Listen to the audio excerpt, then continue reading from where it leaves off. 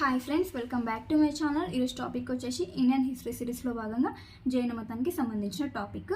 ఈ వీడియోలో వచ్చేసి జైన మతం గురించి కంప్లీట్ డీటెయిల్స్ మనం తెలుసుకోబోతున్నాం. సో వీడియో ఎక్కడ కూడా స్కిప్ చేయకుండా టోటల్గా చూడండి. అండ్ ఇంకోటి ఏంటంటే, వీడియో చూస్తున్నారు కానీ ఎవరు లైక్ మాత్రం కొట్టట్లేరు. సో ప్లీజ్ లైక్ చేయండి, అదేవిధంగా షేర్ కూడా చేయండి.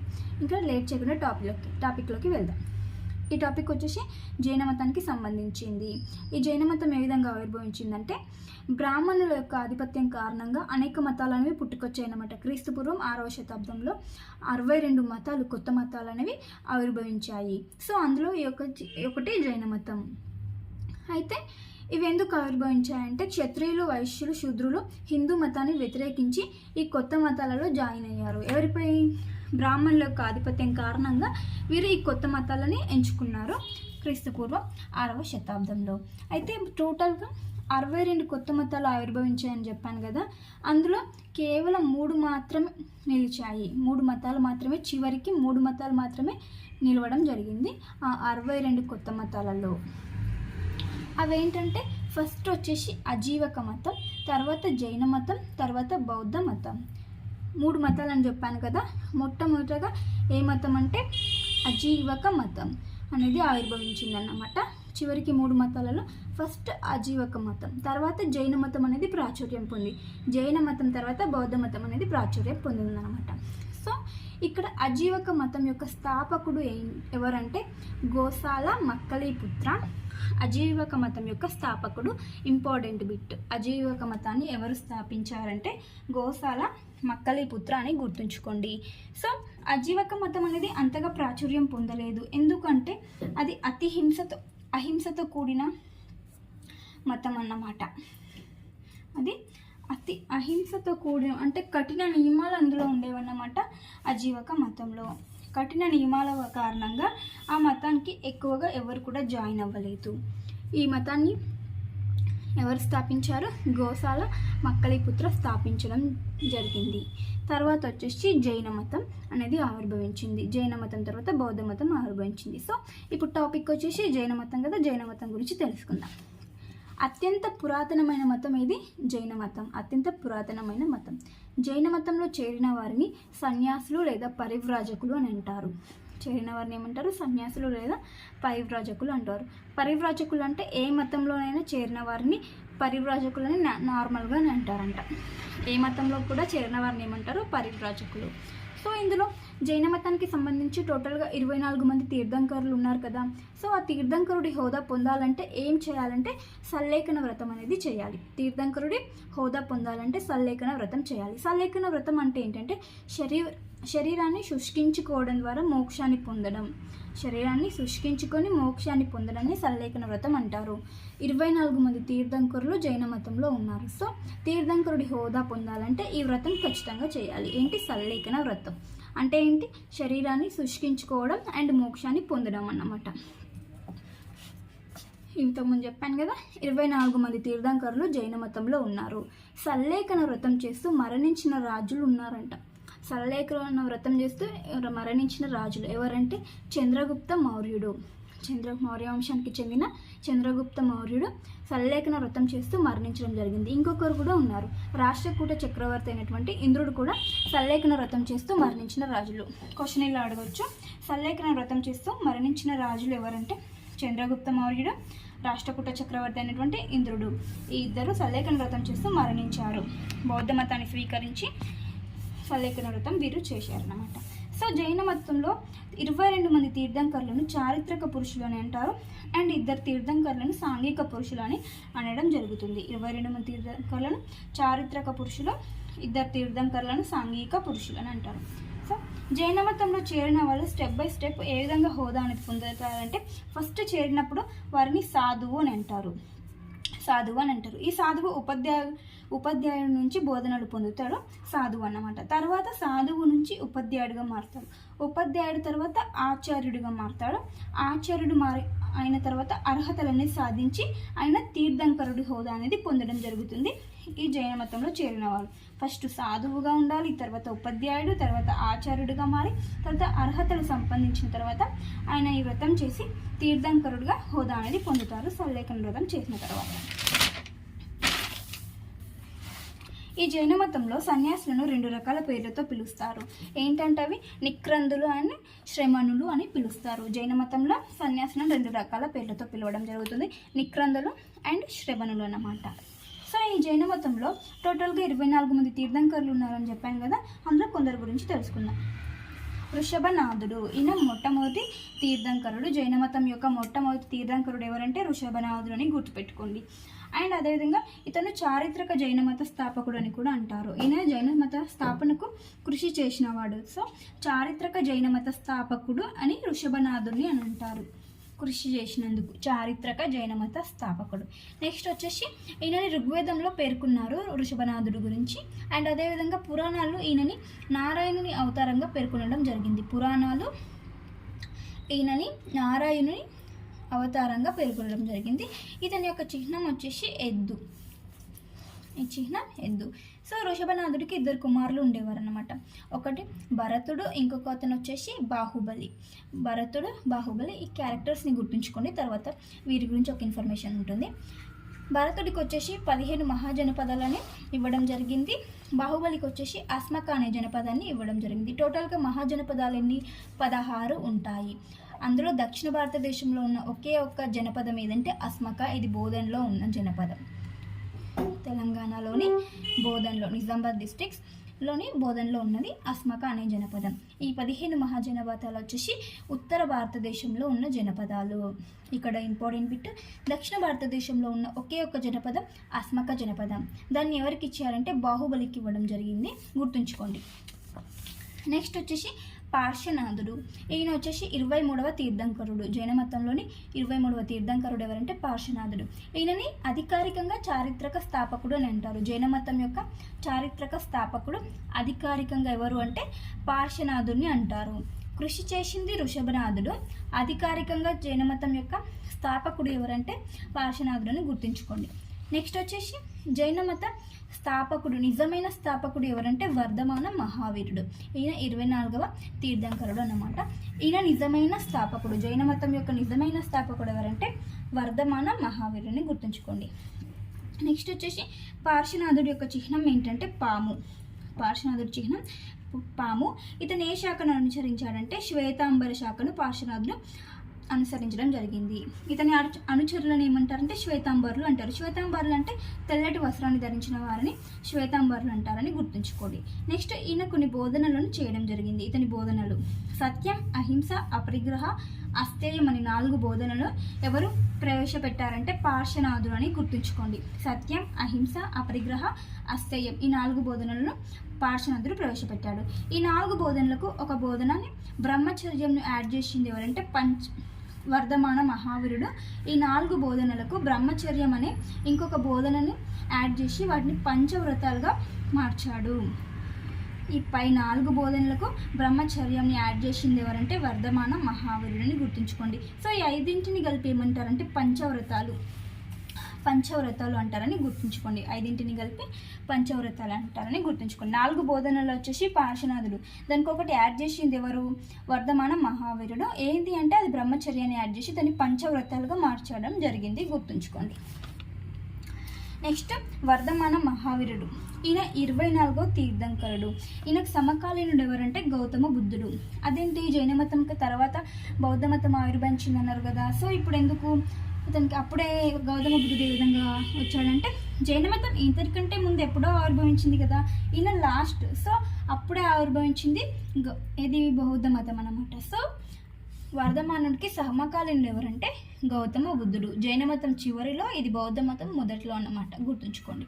అప్పటికి గౌతమ బుద్ధుడు ఈ వర్ధమాన మహావీరుడికి సమకాలీనుడు అని గుర్తుంచుకోండి. వర్ధమాన మహావీరుడు 24వ తీర్థంకరుడు. ఇతను జైన మతం యొక్క నిజమైన స్థాపకుడు. జైన మతం యొక్క నిజమైన స్థాపకుడు అన్నప్పుడు వర్ధమాన మహావీరుడనే గుర్తుంచుకోండి. అదే ఆప్షన్లో ఉంటే అదే పెట్టండి, నిజమైన స్థాపకుడు. నెక్స్ట్ ఇతని యొక్క చిహ్నం వచ్చేసి సింహం అన్నమాట. ఈయన దిగంబర శాఖని ప్రతిపాదించాడు. దిగంబరులు అంటే ఒంటిపై ఒక్క వస్త్రం అనేది లేకుండా ఉండేవారు దిగంబరులు. పార్శ్వనాథుడు వచ్చేసి శ్వేతాంబర శాఖను ప్రతిపాదిస్తే వర్ధమానుడు వచ్చేసి దిగంబర శాఖను ప్రతిపాదించడం జరిగింది, గుర్తుంచుకోండి. వర్ధమాన మహావీరుడికి సంబంధించిన కొన్ని ఇంపార్టెంట్. ఇతని యొక్క తల్లిదండ్రులు ఎవరంటే త్రిశాల సిద్ధార్థుడు. త్రిశాల సిద్ధార్థుడు ఇతని యొక్క తల్లిదండ్రులు, వర్ధమాన మహావీరుడి యొక్క తల్లిదండ్రులు. నెక్స్ట్ ఈయన భార్య వచ్చేసి యశోద, కూతురు వచ్చేసి ప్రియదర్శిని, వర్ధమాన మహావీరుడి యొక్క కూతురు ప్రియదర్శిని. ఇతని యొక్క తొలి శిష్యుడు ఎవరంటే జామాలి ఇతని యొక్క తొలి శిష్యుడు. జామాలి వచ్చేసి ఇతను వర్ధమాన మహావీరుడికి బామర్ది అవుతారన్నమాట, అంటే యశోద వాళ్ళ తమ్ముడు జామాలి. ఈ జామాలినే తన కూతురికి ప్రియదర్శినికి ఇచ్చి వివాహం జరిపించాడు వర్ధమాన మహావీరుడు. ప్రియదర్శిని యొక్క భర్త ఎవరు? జామాలి అని గుర్తుంచుకోండి. వీళ్ళ యొక్క తెగ ఏంటంటే జ్ఞాత్రిక, సో వర్ధమాన మహావీరుడి యొక్క జన్మస్థలం ఏంటంటే కుందా గ్రామం, బీహార్లోని కుందా గ్రామం వీరి యొక్క జన్మస్థలం.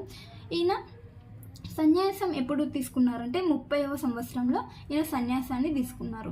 ఈయనకి ఎప్పుడు జ్ఞానోదయం అయిందంటే 42వ సంవత్సరంలో ఈయనకి జ్ఞానోదయం అవ్వడం జరిగింది.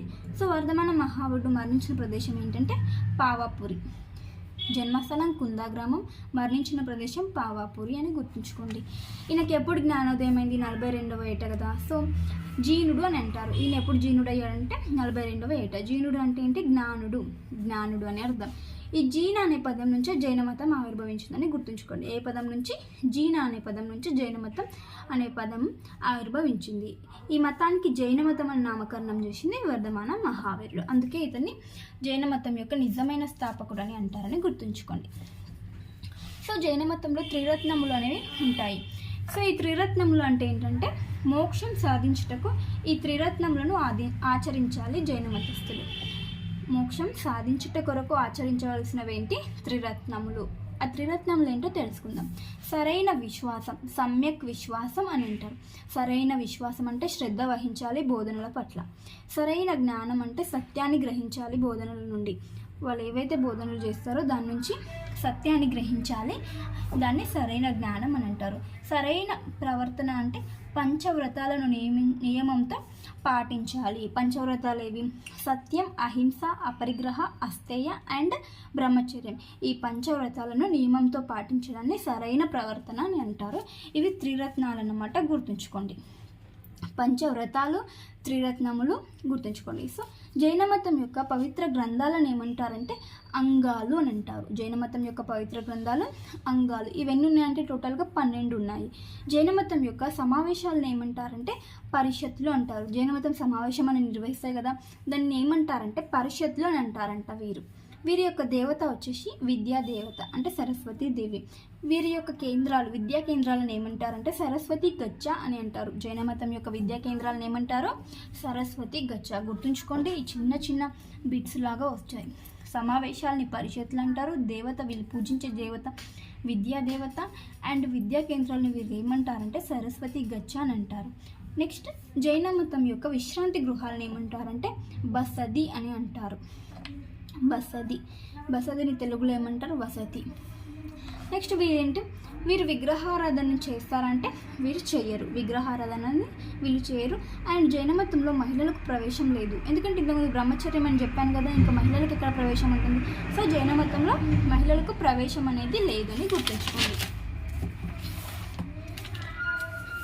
నెక్స్ట్ వర్ధమాన మహావీరుడికి సంబంధించి ఇంకొంచెం డెప్త్గా తెలుసుకుందాం. వర్ధమాన మహావీరుడికి 2 శిష్యులు ఉండేవారు అనమాట. ఎవరు? స్థూలభద్రుడు అండ్ భద్రబాహుడు అనే 2 శిష్యులు ఉండేవారు. వర్ధమాన మహావీరుడు మరణించిన తర్వాత వీళ్ళు ఈ జైన మతాన్ని ప్రచారం చేయడం కోసం దేశం మొత్తం తిరిగేవారు. అలా తిరిగినప్పుడు స్థూలభద్రుడికి భద్రబాహుడికి ఒక ఆర్గ్యుమెంట్ అనేది వచ్చింది. ఎందుకంటే స్థూలభద్రుడు వచ్చేసి శ్వేతాంబర శాఖని మనం ప్రచారం చేద్దామని, భద్రబాహుడు వచ్చేసి దిగంబర శాఖని మనం ప్రచారం చేద్దామని. ఎందుకంటే వీళ్ళ గురువు వచ్చేసి వర్ధమాన మహావీరుడు. ఈయన అనుసరించినది ఏంటి? దిగంబర శాఖని. సో మన గురువు ఏదైతే చెప్పాడో మనం అదే చెప్దాం, దిగంబర శాఖ గురించి ప్రచారం చేద్దామని భద్రబాహుడు అంటే, లేదు శ్వేతాంబర శాఖని మనం ప్రచారం చేద్దామని స్థూలభద్రుడు మధ్యలో ఆర్గ్యుమెంట్ అనేది రావడం జరిగింది. సో అందువల్ల వీరిద్దరూ డివైడ్ అయిపోయి, సరే నువ్వు అదే ప్రచారం చేసుకో, నేను ఇదే ప్రచారం చేసుకుంటానని స్థూలభద్రుడు వచ్చేసి శ్వేతాంబర శాఖను ప్రచారం చేయసాగాడు. భద్రబాహుడు వచ్చేసి దిగంబర శాఖను ప్రచారం చేశాడు.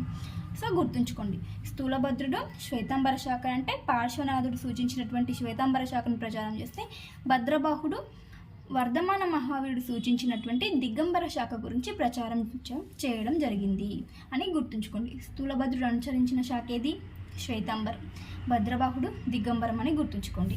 నెక్స్ట్ వచ్చేసి ఈ శ్వేతాంబరులను ఏమంటారంటే తెరపంతీలు అంటారు. అంటే వీరు తెల్లని వస్త్రాలను ధరించేవారు కదా, సో వీరిని తెరపంతీలు అని అంటారని గుర్తుంచుకోండి.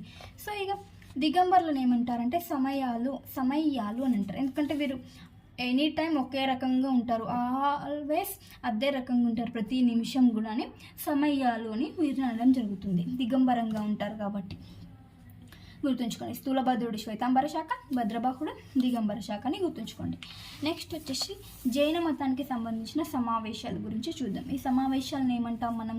పరిషత్ అని అంటాం. సో మొట్టమొదటి జైన పరిషత్ ఎప్పుడు జరిగిందంటే BC 300 కాలంలో జరిగిందన్నమాట. ఎక్కడ జరిగిందంటే ఇది పాటలీపుత్రంలో జరిగింది. పాటలీపుత్రంలో జైన మతం యొక్క మొట్టమొదటి సమావేశం జరిగింది. ఇంపార్టెంట్ బిట్ గుర్తుంచుకోండి, పాటలీపుత్రంలో జరిగింది. దీనికి అధ్యక్షుడు ఎవరంటే స్థూలభద్రుడు. శ్వేతాంబర శాఖ అయినటువంటి స్థూలభద్రుడు మొట్టమొదటి జైన పరిషత్కు అధ్యక్షుడిగా ఉన్నాడు. దీన్ని ఏర్పరిచిన రాజు, ఈ సమావేశాన్ని ఎవరు ఏర్పాటు చేశారంటే చంద్రగుప్త మౌర్య రాజు ఏర్పాటు చేయడం జరిగిందని గుర్తుంచుకోండి. ఈ మొట్టమొదటి జైన పరిషత్ తర్వాతనే దిగంబరులు శ్వేతాంబరులుగా విడిపోవడం జరిగింది. ఈ పరిషత్ తర్వాత ఏమైందంటే ఇద్దరు విడిపోయారు కదా, తర్వాత అక్కడ ఉత్తర భారతదేశంలో కరువు కాటకాలు అనేవి సంభవించినాయి. సో ఆ కరువు కారణంగా భద్రబాహుడు ఉన్నాడు కదా, తన శిష్యులను తీసుకొని దక్షిణ భారతదేశంలోని శ్రావణ బెల్గోళకి వెళ్ళి అక్కడనే ఇక మత ప్రచారం అనేది చేసుకోవడం జరిగింది. ఎవరు?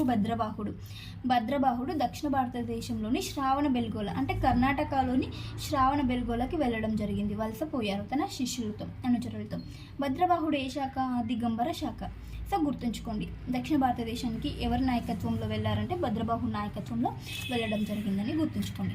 నెక్స్ట్ వచ్చేసి రెండవ జైన పరిషత్ BC 512 కాలంలో జరిగింది. BC 512 ఎక్కడ అంటే గుజరాత్లో జరిగింది. వల్లభ అనే ప్రదేశంలో రెండవ జైన పరిషత్ అనేది జరిగింది. దీనికి అధ్యక్షుడు ఎవరంటే దేవర్ది శ్రమణుడు రెండవ జైన పరిషత్ యొక్క అధ్యక్షుడు. ఈ డీటెయిల్స్ అయితే ఖచ్చితంగా గుర్తుంచుకోండి. ఈ సమావేశాన్ని ఎవరు ఏర్పరిచిందంటే మైత్రిక వంశం రెండవ జైన పరిషత్ను ఏర్పాటు చేశారు. సో ఇప్పుడు ఈ పరిషత్లో అది శ్వేతాంబరులు దిగంబరులు కలిసిపోవాలి, ఇప్పటికైనా ఇద్దరు కలిసి ఒకే మతంని ప్రచారం చేయాలని అనుకున్నారు. కానీ ఈ సమావేశానికి దిగంబరులు హాజరవ్వలేదన్నమాట. భద్రబాహుడు ఈ సమావేశానికి హాజరవ్వలేదు. ఒక్కరు హాజరయ్యారు. ఎవరు? శ్వేతాంబరులు మాత్రమే రెండవ జైన పరిషత్కు హాజరయ్యారు. సో ఇక కలిసే ప్రసక్తే లేదన్నట్టు వీళ్ళు హాజరవ్వలేదు. వీళ్ళు శ్వేతాంబరులు మాత్రమే ఈ పరిషత్కు హాజరవ్వడం అనేది జరిగింది. గుర్తుంచుకోండి. నెక్స్ట్ జైన మతానికి సంబంధించిన సాహిత్యం ఏంటో చూద్దాం. వీళ్ళకి ప్రామాణికంగా 12 గ్రంథాలు అనేవి ఉన్నాయి. పవిత్ర గ్రంథాలు అన్నాను కదా, ప్రామాణికం. వీరి భాష వచ్చేసి ప్రాకృతం అండ్ అర్ధమాగధి ఈ జైనుల యొక్క భాష. జైన కల్ప సూత్రాలు అనే ప్రముఖ గ్రంథాన్ని ఎవరు రచించారంటే భద్రబాహుడు రచించారని గుర్తుంచుకోండి. జైన కల్ప సూత్రాలని. పరిశిష్ట పర్వాన్ని ఎవరు రచించారంటే హేమచంద్రుడు రచించడం జరిగింది. పరిశిష్ట పర్వం ఇది ఒకటి చెప్తుంది ఏంటంటే చంద్రగుప్త మౌర్యుడు జైన మతంలో చేరాడని తెలిపే గ్రంథం ఏదంటే పరిశిష్ట పర్వం తెలుపుతుంది. ఎవరు రచించారంటే హేమచంద్రుడు రచించడం జరిగిందని గుర్తుంచుకోండి. నెక్స్ట్ ప్రాకృత భాషలో రాయబడిన మొదటి జైన గ్రంథం ఏంటంటే యతి వృషభ. ప్రాకృత భాషలో రాయబడిన మొదటి జైన గ్రంథం యతి వృషభ. దీన్ని పట్టకేరు కార్తికేయ రచించడం జరిగింది. యతి వృషభని ఎవరు? పట్టకేరు కార్తికేయ. నెక్స్ట్ తమిళ భాషలోని గ్రంథాలు అనువాదం. జీవక చింతామణిని తిరుత్తక దేవరాని తిరుక్కురాల్ని తిరువల్లారని తమిళ భాషలోకి అనువదించారు అని పిలుస్తారు. జీవక చింతామణిని తిరుత్తక దేవరాని పిలుస్తారు, తిరుక్కురాల్ని తిరువల్లూరు అని పిలుస్తారు. ఈ తిరుక్కురాల్ ఏంటంటే తమిళుల యొక్క బైబిల్ లాంటిది అన్నమాట. తమిళులకు బైబిల్ లాంటిది ఈ తిరుక్కురాల్. గుర్తుంచుకోండి. నెక్స్ట్ వచ్చేసి జైన మతం యొక్క కొన్ని గ్రంథాలు, దాన్ని ఎవరు రచించారో చూద్దాం. ధర్మామృత గ్రంథాన్ని న్యాయసేనుడు రచించడం జరిగింది. జైన మత గ్రంథాలు ఇవి, జైన మతానికి సంబంధించిన గ్రంథాలు ఇవన్నీ. నెక్స్ట్ బృహత్కథా కోశంని హరిసేనుడు రచించాడు. సమయసారాన్ని కుందాచార్యులు రచించారు. నెక్స్ట్ కళ్యాణకారికని ఉగ్రాదిత్యుడు రచించడం జరిగింది. ఆది పురాణాన్ని పంపకవి రచించాడు. శాంతి పురాణంను పొన్నకవి రచించాడు. యశస్తి తిలకం వచ్చేసి సోమదేవసూరి రచించడం జరిగింది. ఇవి జైన మతానికి సంబంధించిన గ్రంథాలు. వారి యొక్క రచయితలు ఎవరో చూడండి. ఇంతకుముందు చెప్పాను కదా బాహుబలి అండ్ ఇంకొకరు ఎవరు భరతుడు, బాహుబలి అని చెప్పాను కదా, వారి గురించి డీటెయిల్స్ చూద్దాం. ఇక్కడ బాహుబలి విగ్రహం, ఈయనకు మరి ఒక పేరు గోమటేశ్వరుడు, అంటే కూడా బాహుబలిని గోమటేశ్వరుడు అని అంటారు. సో గోమటేశ్వరుని విగ్రహం అనేది బోధనలో ఉండేదన్నమాట, ప్రజెంట్ లేదు. తర్వాత కాలంలో జరిగిన చాలా యుద్ధాల కారణంగా ఆ విగ్రహం అనేది పగిలిపోయింది. దాని ఆనవాళ్ళు కూడా ఇప్పుడు లేవు ప్రజెంట్. గోమటేశ్వరుని విగ్రహం బోధనలో ఉండేదన్నమాట. సో ఈ విగ్రహాన్ని చూసిన రాచమల్లు గంగరాజు యొక్క మంత్రి ఎవరు? చాముండరాయుడు.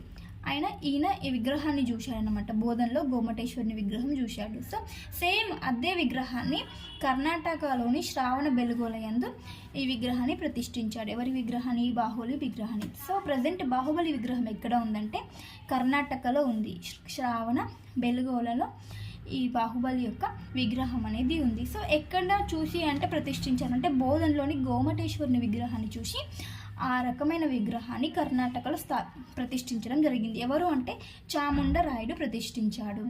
ఈయన రాచమల్లు గంగరాజు యొక్క మంత్రి అన్నమాట చాముండరాయుడు. సో బాహుబలి విగ్రహాన్ని ఎవరు ప్రతిష్ఠించారంటే చాముండరాయుడు. ఎక్కడ అంటే కర్ణాటకలోని శ్రావణ బెల్గొన యందు ప్రతిష్ఠించాడు. ఏ విగ్రహాన్ని చూసి అంటే బోధనలోని గోమటేశ్వరుని విగ్రహాన్ని చూసి సేమ్ అదే లాంటి విగ్రహాన్ని కర్ణాటకలో ప్రతిష్ఠించడం జరిగిందని గుర్తుంచుకోండి. సో ఈయన ఎవరంటే వృషభనాథుడి కుమారుడు అని చెప్పాను కదా, ఆయనకి 2 కుమారులు, భరతుడు అండ్ బాహుబలి. భరతుడికి 15 జనపదాలు ఇచ్చాడు, బాహుబలికి కేవలం ఒక ఆస్మక జనపదాన్ని ఇవ్వడం జరిగింది. ఈ వచ్చేసి ఉత్తర భారతదేశంలో ఉన్నాయి, ఒకే ఒక దక్షిణ భారతదేశంలో ఉన్న జనపదం ఏది? ఆస్మక అని చెప్పాను కదా.